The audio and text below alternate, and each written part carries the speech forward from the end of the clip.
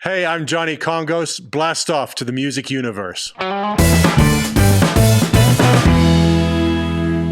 Oh, buddy, I'm excited about this one today. This was one of my harebrained ideas because I've loved this band for quite a while, but it turned out to be a fantastic conversation. Johnny Kongos of the band Kongos, four brothers who do some really unique rock and roll music. Yeah, and one may think with all the news and all the releases and all the involvement I have with music that I would know about everybody, but I honestly don't. And you actually told me about him and showed me a video that had used one of their songs, and I'm like, cool, let's do it. And really fun, in-depth conversation with Johnny from his home studio. So you actually hear him on a really pro microphone like we're using. Yes, it was really great. And you mentioned that before we get to the interview. It's funny you mentioned that because even with me, I think we talked about on one of these, raps that we do. I think I mentioned this before. It almost becomes it's almost like you feel a personal embarrassment. It's like, well, if it's so prevalent, why haven't I heard it? Why is this my point of discovery? And you get embarrassed about not having heard somebody's music before. I'll use Michelle Wright as an example. I just didn't know about her. But you're more familiar with 90s music, and I got to know a little bit about her while I was in Nashville, and now I'm a fan. And I forget who I used as an example the last time I said it, but that point of discovery, no matter if it's a really established artist or an artist that you're finding before anybody else does, or somewhere in the middle, like I guess you could say is the case with the Congos, where they've had music out there and have been prevalent on radio and in playlists, but don't tour at a huge level that they're would be in your face. That point of discovery can be really cool because it's like, oh yes, I discovered this person's music when I saw them on such and such show, and now I can't stop listening to it. Well, that's the cool thing about being in this industry is you're always turning over new rocks, new leaves, and finding new cool music. Well, and it can be embarrassing because I'll tell you, my dad always listened to classic rock like Led Zeppelin and Eric Clapton, everybody like that. But it wasn't until my last band that I really became a fan of Zeppelin. Like I'd hear him, but I grew up listening. Well, he played that stuff all the time. I grew up listening to Van Halen and Bon Jovi and U2, and I got into 90s country in 92, and so 30 years into that, but to have discovered Zeppelin and discover some of these artists when they're well beyond what they've ever done for music. I was in my, I guess, mid to late 20s when I discovered some of them and actually became a fan on that level. Yeah, that can be embarrassing because you're like, how did you grow up listening to this but not appreciate it? It just wasn't my cup of tea then. But then as you get older, you start to recognize the impact artists have, and you start to really dive into their history sometimes and really see what they've done and their influence. So it's cool. And I'm glad we've discovered Congos now rather than later. So come with us now as we interview Johnny Kongos. Johnny Kongos, 1/4 of the Congos of Kongos the band. How are you, sir? Welcome. I'm good. Thanks for having me on. Good to chat with you all. Oh, it is a pleasure to chat with you. What's the symbol on your hat? You got to give me $1 and I'll answer that question. Oh, that's funny. That's funny. Quick, that's Matt, great. Send him $1 through PayPal. Okay. No, I love it. I love unique hats like that. No, it's good to have you. So, Congos, I've been a fan since I was, in high school, at least high school. Oh, great. Wow, that's cool. And the music, you guys have such an international background. How does that factor into your music and your inspirations? Well, we get asked this question a lot, and I think the fact that we've lived in different places. I was born in London, then I lived in Johannesburg. We were in LA for the last 4 or 5 years. Now we're out in Austin. So yeah, we've bounced around a lot, and that's definitely informed the music.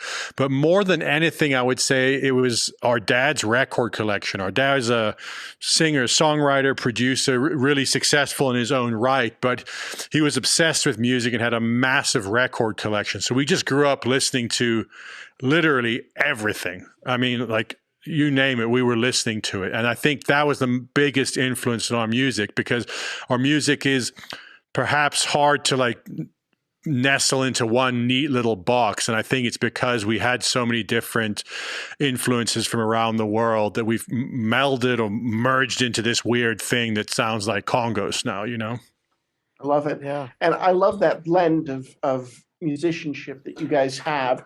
And we have a debate on this show quite often. And it's friendly because we love all kinds of music, but about electronic music. And how do you do it live? How does it come across?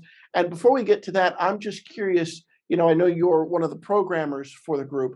How do you guys decide we're going to do instrumentation here, we're going to do something with the computer on this part of the song? How is that balance determined with your music? We are very agnostic when it comes to how and with what tools the music's made. Like, we're not opposed to anything. If it sounds right and it works for the song, we're good with it. So, very often, because we all write, we all program, we're all kind of pretty proficient in the, DAWs, the software and its instruments and everything. A lot of times we'll come up with a fairly finished product to present to the band and say, here, this is what I've been working on. Where can we improve this? And a lot of times you'll say, well, look, yeah, we need real drums on this. We need a real bass. It needs to feel more alive in that way. Other times we've said, no, leave it. Like, it's not going to improve it, adding this or adding that. So it really is, everything serves the song and the final recording ultimately. So we're not opposed by any means to electronics or not using electronics, Yeah. Mm-hmm. And do you guys try to, or maybe not try, but do you guys like duplicate that live to a T, or are you guys just kind of more along the lines of just kind of go with whatever happens on stage? I think, for certain songs, like when we play Come With Me Now or I'm Only Joking, there's a bit of an expectation that it's going to sound relatively close to what the record sounds like. So we take some liberties. Like when we play Come With Me Now, we extend the accordion kind of solo jam section quite a bit. So it gives me a little bit more freedom to play on that. But we, on those songs, we try and replicate it close-ish to the record. Other songs, we kind of drop everything that's on the record, do it entirely different. And in fact, what we've been doing a lot more of lately is just doing we've been going to a couple like open mic nights out in the middle of nowhere, like an hour outside Austin, just going and testing stuff out where there's nobody there, like no one knows who we are, and we can just do things, and it's been great because we've been coming up with completely different versions of songs just on like 2 acoustic guitars and an accordion, seeing what that sounds like. And there's something kind of nice about that, not having the whole setup, the crew, the 3,000 cables that can go wrong during a show. Like we got 3 instruments and 3 voices, and that's it.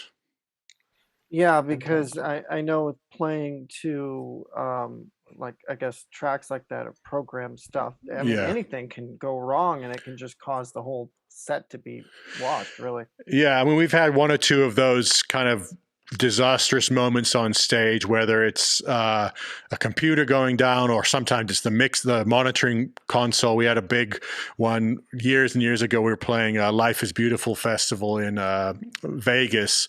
We had this amazing slot, like probably a better slot than we deserved. And it was like, Friday night, 9 p.m., big stage, 10,000 people there, and our monitor board went down. So there's just like 10 minutes of us on stage going, oh man. It's that feeling. You understand the relativity of time when that happens, because it felt like 4 hours. I get that, and don't talk down about better than we deserve. Do you know I can't go anywhere without at least hearing Come With Me Now once on some speaker somewhere. I mean, you guys are everywhere now. It's incredible. Yeah, I mean, look, we've been really fortunate with that. I think that song has been played ad nauseum, as they say. I know there's a lot of people who are like, enough already, but we're happy. We're fine with it. Just keep the dollars rolling in, help pay the bills. Yeah, Exactly. and I'm seeing part 3 of your 1929 series is set for later this year. No, we actually finished that up. When was it? It was like, I want to say June 10th, early June. Oh, We wow. put out the last song on that album. So that trilogy kind of is closed, and we're just kind of onto new material now. We've got a new song that came out beginning of July. Or no, we're in beginning of July now. Must have been, I've got my dates mixed up. Within the last month or so, we put a brand new single out called Broken. That's been doing really well. It's so hard because we're an independent band now to try and run a radio campaign. We just don't have it comes down to basically cash. You need a war chest to go to radio and, Right.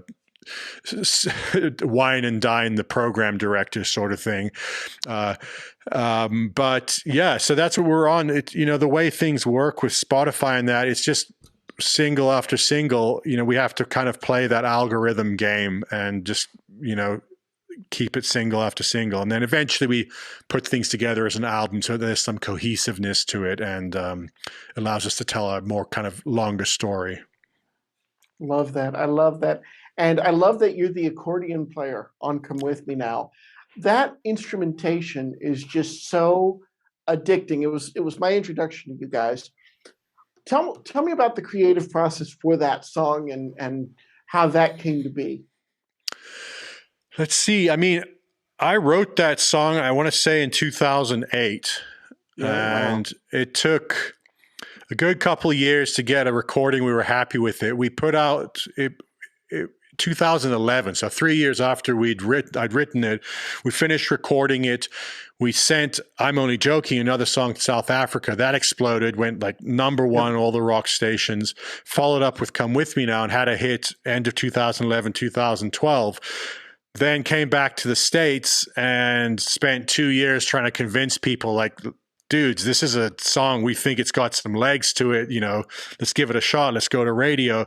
Nothing stuck. No one cared. Like no one wanted to hear it. And it took another 2 years before it became a hit. So that's 6 years after we wrote it. So, luckily we kept at it and I think believed in something that was something special to the song. And we had that proof of a small but kind of important market for us, South Africa. So we weren't just like the crazy people on American Idol being like, it's a great song. And everyone's like, no, it sucks.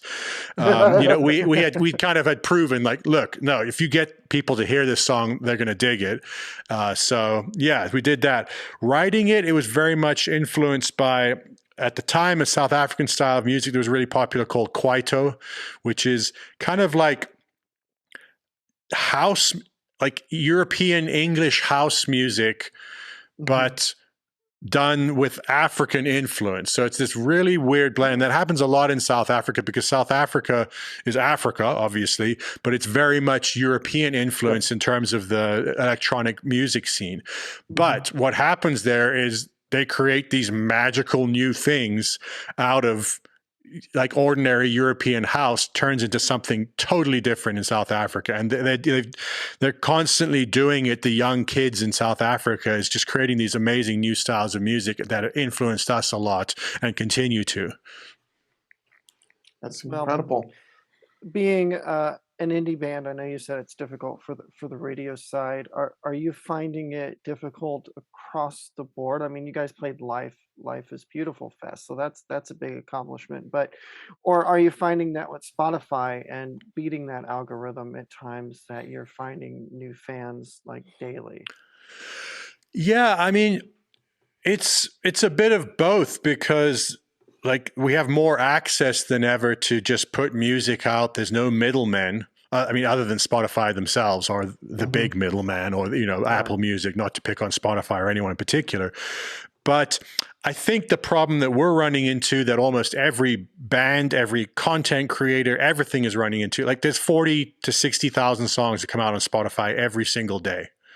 So that ends up being, I forget what it is, the math, it's like over 2 million a year, if my math is right on that, something like that. And that number's changing. That's the last, whatever I last heard that stat.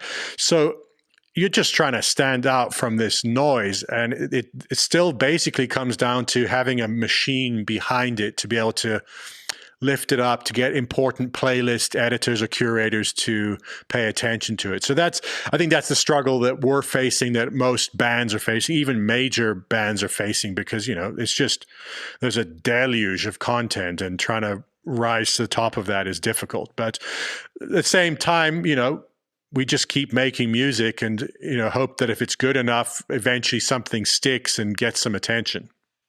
I love that. And people, obviously, you have a core fan base and a great fan base. Was Come With Me Now, did that have label support and now you guys are independent, or have you been independent all along? We were independent. We finished, that album was out. We eventually signed with the label Epic Records when that song was basically on its way to being a hit. And they came in, basically sprayed gas on the fire, because it was already moving up the charts. That's why there was interest. Because prior to that, no labels were interested. They're very often they're not ahead of the game. They're kind of waiting to see that a band's done half the work for them. Right. Later down the line, we couldn't. The relationship got too difficult, like with what we were trying to do, and it just wasn't working. So we separated from them, and the last 3 albums have been entirely independent. The 1929 3 albums has been basically just us putting it out, trying to figure out our way on that. I never ask it this candidly, but you're being so open with us. Do you like it better, or do you wish that you had label support for these projects? Most of the time, honestly, we thought of and most bands, I think of labels like banks. So yeah, I would love to have a bank behind us paying us money. It basically comes down to that. Now, it's not to say that there aren't great people that work at labels. Like, it's not all bad. There are people there that are great champions of music. Whether it's finding one of those people it's very hard. We had 2 or 3 different A&R people, from the people that signed us to then you end up working with someone who wasn't there in the beginning, doesn't care. That, it was basically like you get an email every couple of months like, oh, so-and-so was fired, or they moved over to Universal. And dealing with that when you're, this is a family band and a family business. Like, we're in this for the long haul. So we have a very clear vision of what we're trying to do, and we're dedicated to it. Everyone else, we're ultimately just another band, like, can we get some money out of this band, squeeze some money? So it didn't work for us. Obviously, there are artists that it has worked amazingly for, and there are some of the classic artists you see, like Bob Dylan was with Columbia for 40, 50 years, and obviously had a great relationship there. It's also, I think it's probably a power dynamic. We never got to the point where we had the power to demand what we needed, Right. Yeah, and a lot of people don't realize this too if they're not in the industry, but that bank has to be reimbursed. Yeah. Well, yeah. I mean, it's not quite reimbursed, but you get an advance against future royalties. Like, we never owed them money, but basically until the record makes back what they initially advanced you, you're not making any money. So yeah, it can be deceiving, even when someone sees that someone got $1 million record contract, which we didn't get that, unfortunately, but just use it a round number. You see the breakdown of where that all goes, and it's not, it's the best job in the world, but it's still, it's tighter than I think most people presume that it is. Right. It's definitely a business. Yeah. So let's talk about this recently completed trilogy. Did I hear you right? You live in Austin, Texas, correct? Yeah, we all just moved out here just over a year ago. We were in Los Angeles before that, but kind of made the move out here last year. And I know your manager, who we were speaking with, has a Nashville area code. So has being in the South, or at least involved in the music industry in the South, influenced your sound at all recently? Do you know, we're basically still just getting set up. I've just finished putting together this room. So I wouldn't say we've fully immersed ourselves yet in the Austin scene, which obviously is a really thriving and great scene out here. What has changed, I think, immediately off the bat. Like we were in LA, our studio at the time was on between Sunset and Hollywood, right next to Highland. So like literally in the belly of the beast, amongst the madness and just the craziness that is like the center of Hollywood. Now I'm out here, like I look out my window and I can see deer. So it's like, it's definitely changed our mental state, our psychology, how we think about it. I just had a daughter, my first daughter last year. Congratulations. Thank you. Yeah. So it's not that I mean, obviously my priorities have changed in terms of my life, but in terms of our career, we still have the same priorities of trying to, write good music that's successful. But there's something that's different everywhere that you are that affects how that music is. Like I think in LA, people, and definitely us, get caught up in like it's so competitive and so like it's just like a grind every single day. That affects the music. Sometimes positively, brings a certain kind of energy, and then sometimes negatively, I think, because it brings a bit too much of a focus on perhaps like pure commerciality. Right. Yeah, and that's why we like chatting a lot of times with independent artists too, because they bring that to reality, so to speak. Like people that are huge artists on these labels often, have a different, not objective, but the labels have to tell them, yes, we do we approve this or we don't. Yeah. And artists like you guys, you can just do what you want, what you love, and release it when you feel the need to. Like you said, you're constantly releasing new music to keep that going. So yeah, I mean, like when you're your own boss, though, you have all the responsibility and failure lands on you. Like we can't blame a label for screwing up a release now because it's us. Or we can blame it, but it ends up, we're like, shit, we should have done a better job with that. Well, it's all learning, and you guys have that feedback with your fans and stuff. But I see that there was like a 3-year gap between part 2 and parts 1 and 2 were 19, and then parts 3 this year. Did you do a lot of recording during the lockdown? Yeah, we did. The main reason for the gap, because we were releasing songs already from part 3, I think in 1 or 2 in 20, maybe 1 or 2 in 21. It was basically this move out to Texas because the whole family moved out. My parents moved out they were in Phoenix, moved out to Austin. Like we kind of reconsolidated our entire family here. So it was a bigger move than we'd anticipated. And it just basically, life took up a lot of time trying to just get situated. So we're feeling a little more settled now to hopefully get back on a more regular schedule. But yeah, we definitely recorded a lot during the pandemic, or at least during the kind of lockdown portion of the pandemic. But we always record a lot. Like that's kind of what we do. But it was nice. Like we couldn't tour, so just put it out of your mind. You're like, well, only thing we can do is record. So we might as well just do a lot of it. Right. Yeah. Right. And speaking of live, are you getting back to touring? Where can folks kind of catch you this summer and the rest of the year? I don't foresee a ton of playing out like any big shows or tours this year. We played a festival in Mexico City, or just outside Mexico City in May. Played a show in Phoenix, but I think we're really going to just focus more on recording this year. It's still like things are opening back up and that, but as a smaller independent band, trying to book a tour where one, positive test takes 2 weeks out of your schedule is just like financially destructive. So we're still trying to figure out our best angle on that. And right now it makes more sense for us to just focus on recording, trying to get more heat happening, in streaming and that sort of thing. Yeah, I know a lot of even huge acts are having issues with that, and they're cutting back across the board too. Because I mean, we're seeing like friends of ours that are in bigger bands than us.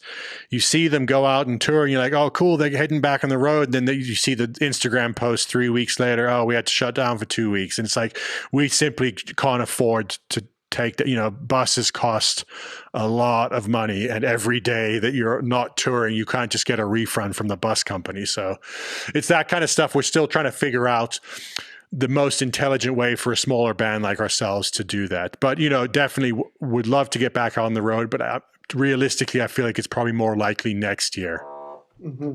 That would be, well, I can't wait to come see you. I hope to catch you up here in the DC area, and Buddy's out in Bakersfield. So hopefully we will see you on the road next year in some capacity. I mean, DC is definitely one of our kind of first go-to spots. We've always had amazing shows there, and the response is always great in DC, one of our favorite places to play. Plus, Ethiopian food in DC is like, we come to DC just for the Ethiopian food, because where is it? We played like U Street Music Hall, which I'm guessing is on U Street, if that makes sense.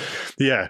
Great Ethiopian restaurants. For like that, half the reason we tour is to go out to like go eat good food. That's a great part of it, because you get to check out new locations and cities and skylines and food, of course. Yeah. I love it. Well, Johnny Kongos of Kongos, thank you very much. This has been a really fun chat. I really enjoyed it. I know Buddy did. Buddy had fun as well. So thank you so much. My pleasure. Thanks, guys. I always said the next time I do music, I wanted to be independent, as far as, not having a label attached to it, because of just all the headache that can cause, not to put any of that down. But you look at what they're going through, and they've had a lot of success. They're playing Life is Beautiful. They're playing all these festivals. They're becoming world renowned in many different ways. And it makes you want to work harder at it. Well, think about it. It's a kind of a lockbox puzzle to figure it out. If you don't have a label, as he said, the financing can be more difficult. If you do have a label, they're going to put your music everywhere, or even if you are independent, your music's going to be everywhere. So we've commodified the song and the songwriter. I'm going to sound like Garth here in a minute, in a way that it wasn't, 15, 20 years ago. Right. Okay. If you're touring because you have a strong following, and the people who do like your music, who have found it on the platforms that pay you 1/10 of a penny for every 5 streams, or whatever the hell ridiculous number it is. That's great, but your overhead, if you're independent, is going to eat your freaking behind. I mean, alive. I'll tell you, it's just crazy, which is why, as insane as you think this is, the truth is the new writer's room, the new fanfare, the new anything that is sort of proof of concept for an artist is TikTok. Yeah. It just is. I don't disagree. I still don't like the platform, because it's just, right. No, you can have your feelings about it, but it's just the truth. The reason, and I've said this a million times, and I probably said this a bunch of times interviewing people who have good followings on TikTok when we were in Nashville, is what's surprising to me is the amount of investment and engagement. So you take somebody like Thomas Mack or Cooper Allen or Kongos, and you go, okay, they have so many followers. And of that many followers, they're able to sell out dates. Cooper and Tom, I don't know what Kongos TikTok following is. As you heard, we didn't talk about that. But they're able to sell out dates based on this TikTok presence.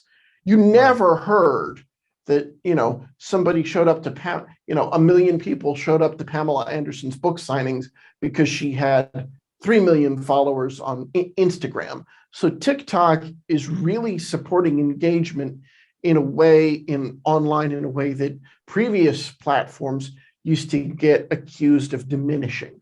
So it's really fascinating to me. And that is the, I think, key to that lockbox of how does an independent artist succeed? Because once they see that you have that following and the people follow you, then the promoters will come, then the sponsors will come. And whether or not you want a label, Thomas Mack said to me, he said something to me. I said, do you have a label? He goes, no, I own all my stuff, with a smile, with that, smirk. Right. I'm like, smart man. So there's a new system in town, and there are people who really know how to work it, but that's my high horse. So. Well, and I think more or less the lines I would want to go, given, you hear all these things, would probably be a distribution deal where you own all the copyrights, you own all the publishing, And and they're I will distributing. say, Yeah. it is a shame. I will say it is a shame that they aren't on, the Congos in particular aren't on a bigger tour, because I'm sitting here listening to him talk about when they're going to get back into tour. I'm like, Dropkick Murphys is all over the place these days. You would be a perfect pairing to support Dropkick Murphys. So we'll see what they do in 2023. We'll have more electronic music folks on, so that you and I can at a later time get into the merits and detractions of loop music and computer created music, but that's for another time, because we've been on long enough. So we're probably gonna have a episode where it's just you and I debating that for an hour, because that's about what I have a very next. nuanced take, and you have a very blanket take, and that is where I will leave it. For the Music Universe podcast, I'm Matt. And I'm Buddy. Thanks for listening and watching. Be sure to hit that like, subscribe, and share button. It's always free with us. And be sure to check us out at the Music Uni on socials and themusicuniverse.com if you want the latest news and Matt's concert reviews. Take care.